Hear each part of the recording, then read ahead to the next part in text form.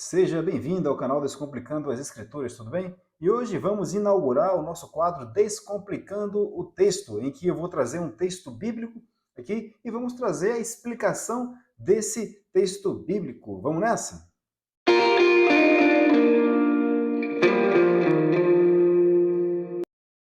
Bem, o texto que eu trouxe hoje aqui para a gente poder ler e tentar refletir sobre ele é o texto de Gênesis 15, do versículo 17 ao 21, em que Deus vai entrar em pacto, ou vai entrar em aliança com Abraão. Mas antes eu queria trazer aqui dois princípios fundamentais de interpretação bíblica, que eu acho que a gente não pode abrir mão deles. Tá? São dois princípios que fundamentam, que alicerçam a interpretação bíblica. E o primeiro deles é de que a centralidade do texto bíblico é a obra e a pessoa de Cristo. Então, quando nós olharmos para as Escrituras, nós precisamos entender que nela, o centro dela é Cristo. Se olharmos para o Antigo Testamento, ali nós vamos ter um Cristo prometido, uma promessa de redenção. Quando olhamos para o Novo Testamento, ali nós temos a promessa em carne, a promessa cumprida. E quem disse isso? O próprio Cristo, lá em Lucas 24, 44, quando ele disse que era importante que se cumprisse tudo o que a lei de Moisés, os profetas e os salmos diziam acerca dele, ou seja, o Antigo Testamento. E para nós entendermos essa centralidade de Cristo em todas as Escrituras, é importante nós memorizarmos o seguinte: de Gênesis até Malaquias, nós temos ali uma preparação para a vinda de Cristo. Ali Deus escolhe um povo, prepara aquele momento para que Jesus Cristo, então, ele possa vir. Então, nós temos uma preparação para a vinda de Cristo. Quando nós olhamos para os evangelhos, nós temos a manifestação do Cristo prometido. Quando olharmos para Atos dos Apóstolos, nós temos a proclamação da mensagem do Cristo encarnado. Quando nós olhamos para os evangelhos, nós temos, para as cartas, nós temos ali a explicação acerca da obra de Cristo. E em Apocalipse, a consumação da obra de Cristo. Então nós temos ali, nós percebemos dessa forma que a centralidade do texto bíblico, a centralidade da Bíblia Sagrada é a obra e a pessoa de Cristo. Então esse é o primeiro princípio fundamental de interpretação bíblica, de que a centralidade dela é a obra e a pessoa de Cristo. E qual o segundo princípio de interpretação bíblica? O segundo princípio fundamental de interpretação bíblica é que ela interpreta a si mesma. A própria Bíblia se interpreta. Ou seja, não sou eu que vou dizer o sentido do texto, o significado do texto, não, é a própria Bíblia. Então são esses dois princípios fundamentais de interpretação bíblica que nós não podemos, de forma alguma, abrir mão deles, tá certo? A primeira é que a centralidade dela é a obra e a pessoa de Cristo, e o segundo, que a Bíblia a si mesma se interpreta. E é isso que nós vamos fazer hoje. Vamos usar esses dois princípios para, então, descomplicar o texto. Esse é o nosso quadro, Descomplicando o Texto. Então, vamos lá ao texto de Gênesis 15, 17 ao 21. Diz assim o texto: E sucedeu que, posto o sol, houve densas trevas, e eis um fogareiro fumegante e uma tocha de fogo que passou entre aqueles pedaços. Naquele mesmo dia fez o Senhor aliança com Abrão, dizendo: A tua descendência dei esta terra, desde o rio do Egito até ao grande rio Eufrates, o Queneu, o Quenezeu, o Cadimoneu, o Eteu, o Ferezeu, os Refaíns, o Amorreu, o Cananeu, o Girgazeu e o Jebuseu. Só para contextualizarmos aqui esse pacto que Deus está fazendo com Abraão, Deus promete a ele, diz a ele que a descendência dele será numerosa. Abraão questiona a Deus, como ele vai saber disso? Então Deus diz que ele sacrifique os animais, parta-os ao meio, faça um corredor e que eles irão passar entre essas partes. O que isso significa? Significa que as duas pessoas que estavam entrando em contrato, em acordo, deveriam passar entre aquelas partes, e se caso uma delas não cumprisse o acordado, elas deveriam, portanto, deveria acontecer com a parte não cumpridora do contrato o que aconteceu com aqueles animais. É esse o pacto que Deus faz com Abraão, porque era assim que se fazia pacto no mundo antigo. Então Deus fala para Abraão fazer isso. O interessante é que esse texto aqui agora de Gênesis 15 diz que Abraão cai no profundo sono. Ele não dorme, né? Ele vai entrar dentro do contexto, ele vai entrar no profundo sono e não assina um contrato. E quem passa nesse contrato é o texto aqui no versículo 17. Né? Eis um fogareiro fumegante e uma tocha de fogo que passou entre aqueles pedaços. E o que isso significa?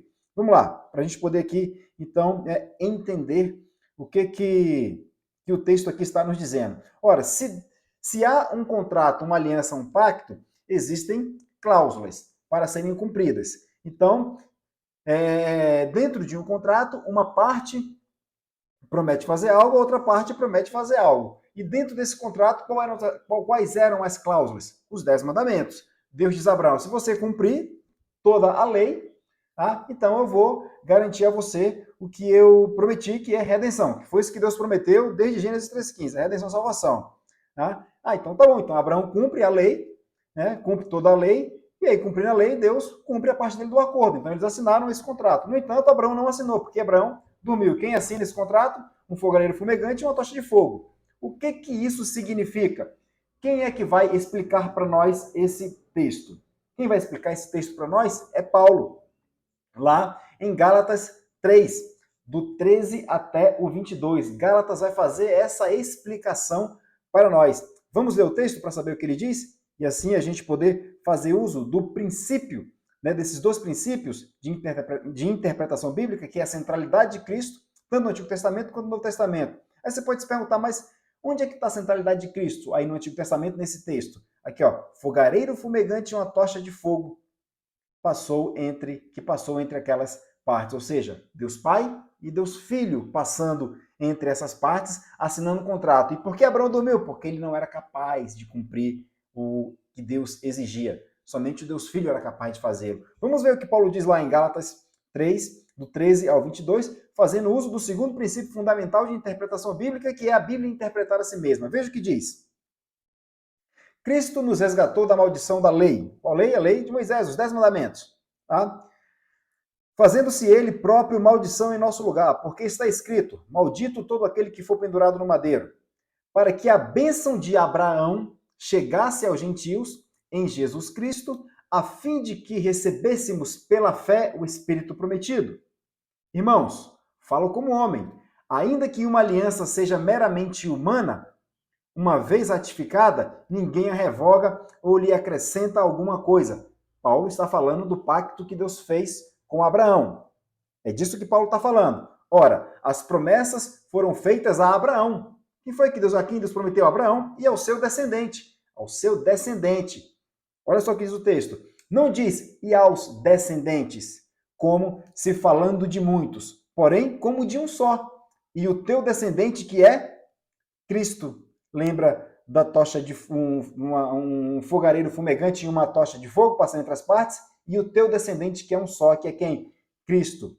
E digo isto, uma aliança já anteriormente confirmada por Deus, a lei, que veio 430 anos depois. Ou seja, Deus fez o pacto com Abraão, as cláusulas daquele pacto eram os 10 mandamentos, que foi entregue a Moisés 430 anos depois, que dentro daquele contexto de Gênesis 15, Deus vai falar que a descendência de Abraão será escrava em terra estrangeira.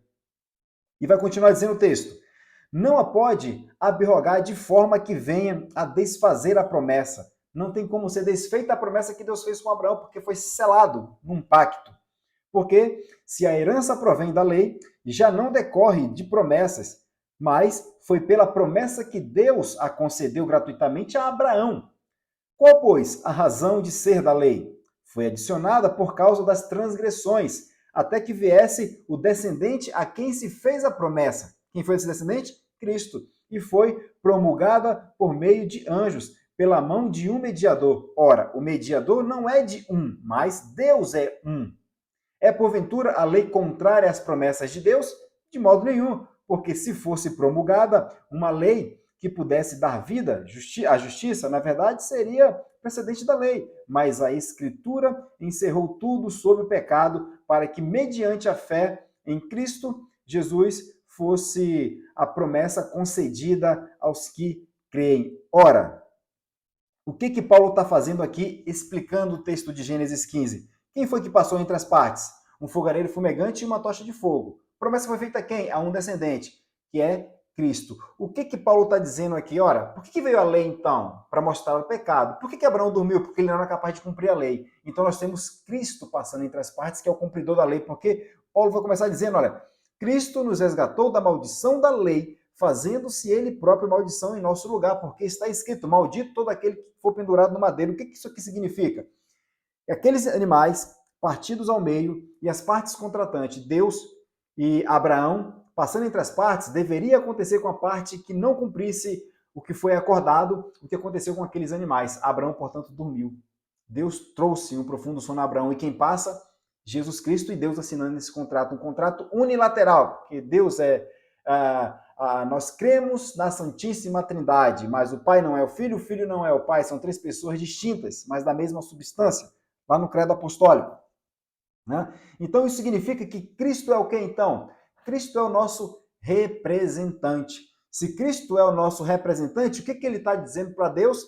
Que se aqueles os quais eu represento não cumprirem a sua parte no acordo que está estabelecido nesse pacto, nessa aliança que está sendo cortada, porque esse é o termo correto, cortar a aliança, que aconteça comigo, né, Cristo falando comigo, o que aconteceu com esses animais. A pergunta é, aqueles que Cristo representava, cumpriram a sua parte no acordo? Não. O que aconteceu com Cristo? Se tornou maldito. Se tornou maldito porque foi pendurado no madeiro, porque aqueles os quais ele representava não cumpriram a sua parte no acordo. Então a ira de Deus foi descarregada em Cristo. O que isso significa?